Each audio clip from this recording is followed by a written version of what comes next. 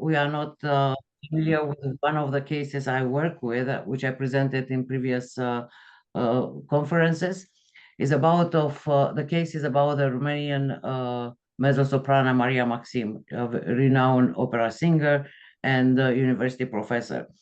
What I presented before was the fact that she died. Her husband simulated her uh, murder as an accident, fall down the stairs because she drank alcohol, which it wasn't true.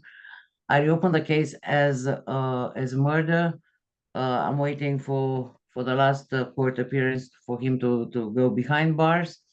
But in the meantime, the client, her family, her sister, I mean, she asked me to do a profile and to prove that actually what happened in the case, it was not only lack of empathy, how it was called by the prosecutor, but actually was an act of murder. So let me give you some details of the case. So Maria Maxim married to a pianist. He was very abusive. He was cheating. You'll see part of his profile when I present this. Uh, he beat her up. uh, the way how he beat her, how the physical aggression is that her head was like a soccer ball, which he kicked. In the meantime, uh, of course, I reopened the case as I mentioned as murder, but he waited 12 hours after kicking her, and she was in a coma on a Glasgow scale 3, so profound coma. So he waited 12 hours before he called his mom, which is a doctor, to come to the house, and the medical doctor, his mom, called the ambulance. So 12 hours. I wanted to prove that this interval of time is part of the murder act. She died a few months after this attack. So to prove my to prove that he's the screen. So to prove that actually his act of not calling for the ambulance was part of a murder act. He was waiting for her to die.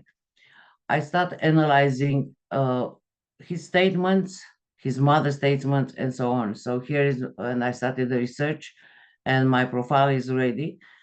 And I'm so sorry, this presentation is so complex. So I'm trying to bring theory and examples from the case together. So I wanted to show the connection between words to action. So analyzing the verbal threat and insults in domestic violence cases. So allow me to present myself. Sorry. Those are my official designations. I have more training than this. The importance of forensic linguistic and criminal profiling in domestic violence cases. So I'm not going to enter into details what forensic linguistic is, but for this particular kind of domestic violence, what forensic linguistics, the word, the insults and the threats, the verbal threats are telling us is going to indicate us the psychological traits of the killer, his personality, behavior, level of aggression and control. It helps us to identify the threats pattern because it's a cycle actually of violence that is going to repeat itself, and also is not only in domestic violence cases, a murder like this, but also is going to help us to prevent more domestic violence with other cases. So it's helping me to do the profile of the aggressor and to predict the escalation to physical violence, and also reveals the triggers, the motivation, and deceptions, lies. And this case is so amazing for this presentation. Also in domestic violence, I have to pay attention to the verbal abuse, how and why escalate to the physical abuse. I paid attention to every word used by the abuser, and in this case, I use the words to analyze them forensically, to analyze his mother, and how she is accomplished to her son. I identify both their personality traits, and I'm using this as evidence not only for the court for the investigation, but also how the victim was abused. So I'm going to be very short about the verbal threats and insults. So they are telling me about the psychological and emotional abuse of the victim, the intention and the context behind the words that the abuser is using, and for example, in this case, helped me to determine when years ago he started a verbal abuse and insulting the victim, how that uh, transitioned to the physical attack. So, sorry. Uh, the next one is about the escalation pattern, the verbal abuse. Starts with the derogatory remarks like "you are stupid." Actually, with her starting with words like "ugly," "you are old." Then progresses to explicit threats, escalates in severity and frequency, and precedes physical violence. Always, always. This verbal abuse always precedes physical violence. So when I'm talking about how it's escalating, we have four stages. Initial stage, minor insults. I'm going to give an example here. He was calling her ugly. Then is going to an intermediate stage, increased frequency and severity of the verbal threat. So he was getting more abusive and frustrated because he wanted to control the victim. And if initially she didn't react as much, later on, this those repetitive words actually affected her not only psychologically, emotionally, but also physiologically. She had periods of not being able to sing. Then we have an advanced stage where we have the explicit threats. So he started physical abuse minor by pushing, slapping her, and nothing violent with severity. And then we have the critical stage, and here is the fact that the physical violence, how he beat her up, actually ended up in sorry in I have a new computer. I'm so sorry. I don't know how to stop those messages from the screen. So how he beat her and she died after that. So let's with examples from this case, initial stage context. So initially the disagreement started with in this family, particular family, she couldn't get pregnant, medical reasons. So he wanted a child. They were talking about adopting a child. So the disagreement started. So the words he used was ugly and old, then escalated to the fact that you are not capable of doing anything. He put her down, even her professional achievements. Not to mention, he insulted her about not being able to get pregnant. So his behavior, uh, using those belittling the victim's words, uh, it was uh, it was a period of alternating with a period of honeymoon, as I call it. I mean, not me personally, it's called honeymoon. He was nice to her only when he needed more money from her. So then at the escalation, even if he knew that he got everything he wanted from her, she paid for everything. She was making more money than him. He started to use the threats more frequently. So you are good for nothing. Then he started to insult her even in front of her family and parents, and in front of friends that your parents are peasants, mine they are intellectuals. So now he extended his area of verbal abuse to her family. Then we have the his behavior. Now it was a regular part, almost daily, how he was insulting her, and it wasn't behind doors, it was in front of family and friends. And those threats were designed to instill fear and control over the victim.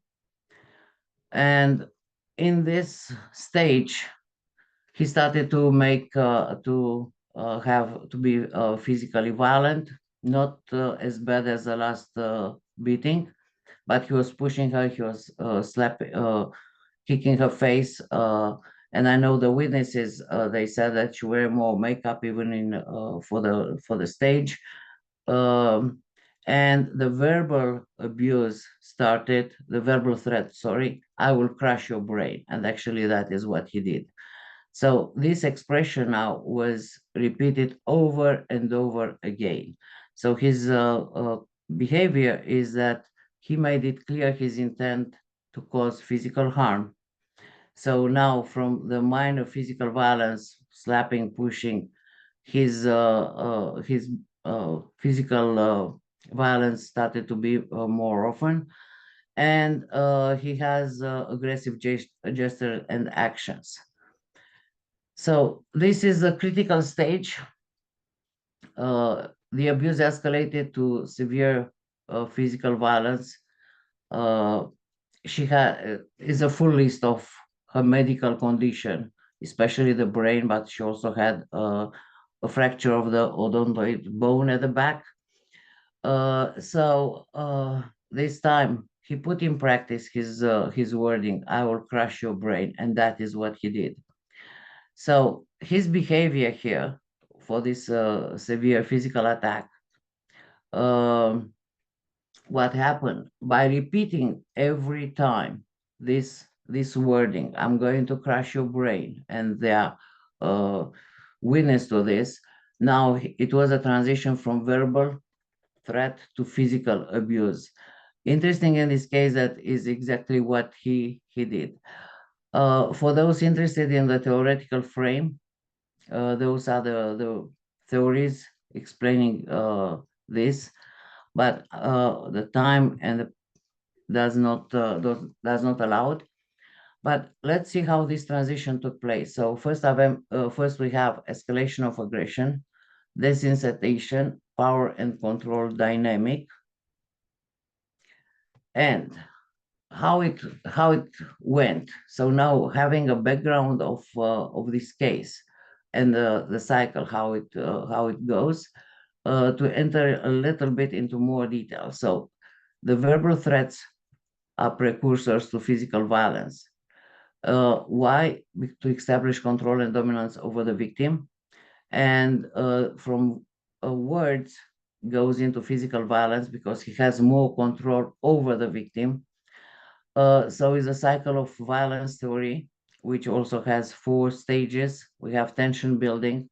So into this phase now, the verbal threats occur. That verbal threat, "I'm going to crush your brain," that was his famous threat almost on a daily basis. We have the incident phase, the culmination of tension in physical violence. Reconciliation phase, the abuser may apologize, make excuses, or minimize the abuse. It's called the honeymoon stage. Uh, and he had period the same even in this even before um, the last beating. He had a period of honeymoon kind of thing because he needed more money from her. And then we have the calm phase, temporary period of calm before the cycle repeats. So his periods of calm, they were every time he needed something from her. Uh, so speaking about, not only, I'm not going to enter the emotional and psychological abuse of the victim, but for him, repeating those verbal threats and insults on a daily basis, he started to have lack of empathy for her pain and suffering, and now he was ready to commit physical violence. So he got to a different stage. The aggression is normalized now. That is what I mean. Chronic exposure to and the use of violent language and threats normalizes aggressive behavior.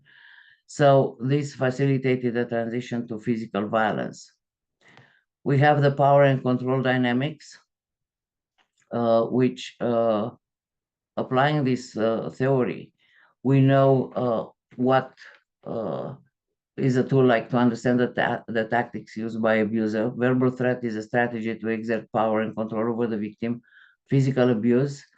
So when the physical abuse, sorry, when the verbal threats and insults, they are not going to satisfy him to maintain control, that he's going to physical abuse. In this case, another thing is the trigger is that he's the moment he thinks not that someone is doing, if he thinks that someone is not on his page, immediately he becomes very irritated and violent, and he did that even with the prosecutor. His tactics, like when we have power and control dynamics, we have intimidation, isolation, threats, emotional abuse. So this is okay. My profile, to analyze him, has like 40 something pages. But as an occupation, I give you some notes here. Occupation: he was a pianist. He was married. He has a history of infidelity. He was flirting with her colleagues and his female students.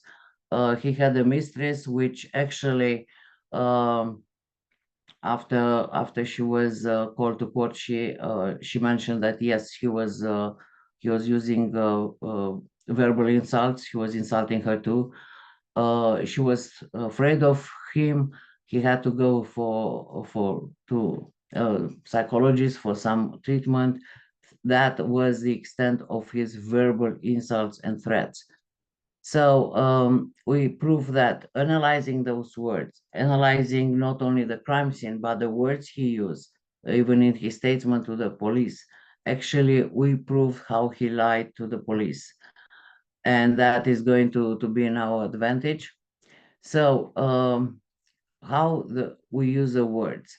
And though I mentioned him, allow me to um, because the time is short, allow me to mention about his mother. So I'm going to stop this. Sorry, this is my new laptop, so I don't know how to do it. So allow me to share something else. Can you and share? So I'm going to share something else.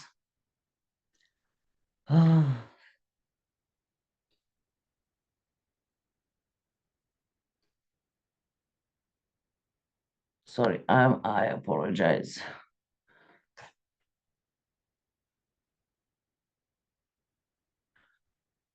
Okay, so I'm giving you an example how I I analyze him, what the word ugly means, what he was targeting. And all of these words, for example, old, he's attacking her age, good for nothing, though she was so, she has so many achievements, and he has traits of envying her achievements. The criticism for not bearing the child, psychological impact of insults, and we have the action reflecting the lack of empathy, uh, even the fact that he was cheating on her. This is lack of empathy. You don't care how the person feels, your spouse, how it feels when someone is cheating. A lack of empathy, the way how he was making her feel by insulting her, by verbally threatening her, and also we have lack of empathy, the way how he treated other people around him, especially his mistress. So we have the behavior during the crisis, the contradictory statements, but allow me, uh, this is part of my sketch, but allow me to, though I have it on a different laptop, allow me to present something else, how forensic linguistic is important in such a case. So as I told you, he beat her up for 12 hours. He waited for her to die. She didn't.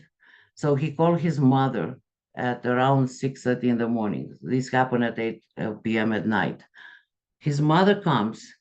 She calls the ambulance after 20 minutes. What forensic linguistic done for this case? Her mother said to the 911 operator, and we have the audio. She said, when I came in, I found my daughter-in-law, which I love like my own daughter. I found her laying down on a bed on two pillows. When I lifted her, she vomited. So those two words, in a context that you think is a normal 911 call, when you apply forensic linguistic and having to do her profile as a person, as a mother, initially she wasn't a suspect in the case. That proves to us, and actually, medically speaking, she proves to us that she tried to help him make ensuring that the victim is dying. Why?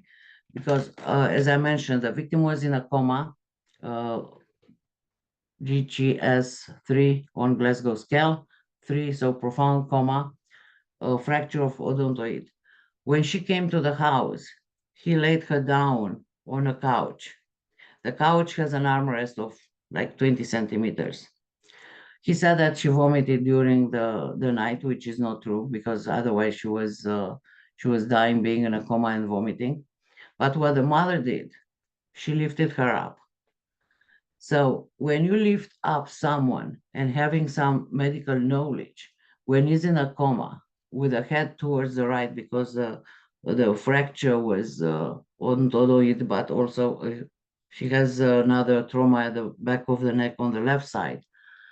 When you lift her up, analyzing every single word, you realize that actually she put the victim in a more risky situation. Is not in a hospital to be in a sitting position, is in a home environment where you lift her in such a way, even without a cervical collar, for her to start vomiting because it's putting pressure on the stomach. And what happens then? She can aspirate her vomit and actually die. So, paying attention to every single word and analyzing and implementing in their behavior, in their statements, in the behavior, and I mean before, during, and after the incident, is helping us to determine what actually happened and their intention, motivation, and the fact that they are lying and they are trying to minimize the responsibility, denying and blaming everyone else. Um, so this is I was trying to explain such a complex research in such a short time with such a complex case. The case is amazing, the details and everything. So I'm going to publish his profile and how we determine every word he said, how he's part of the crime. So